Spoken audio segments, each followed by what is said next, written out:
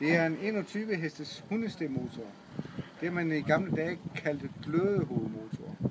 Men det er det ikke mere. Nu bliver den startet med el. En glødetråd, der bliver varmet op med batteri. Hvor er varmet op, før du starter den. Ja.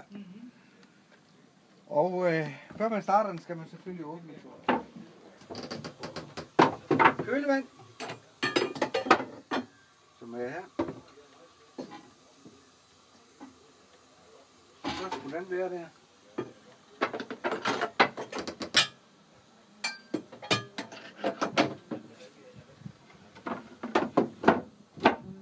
Og så går man lige om og tørner den i top.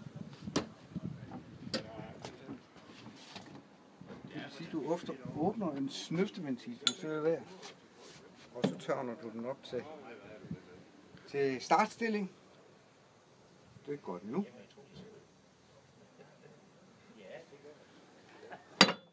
Ja, og så går man herom igen. Og så giver man en ekstra indsprøjtning med den der. Giver lidt mere. Sådan. Og trækker smørapparatet. Og giver det noget ekstra fedt til de forskellige smørsteder. Og så starter man faktisk glødetråden, som sidder der.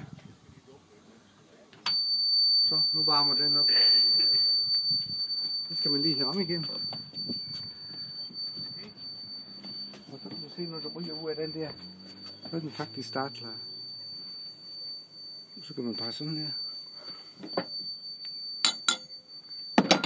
Og så lukker vi der.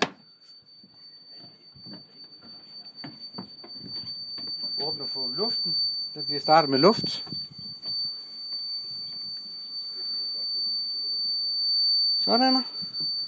Og drejer man op her. Så er den klar. Nu prøver vi.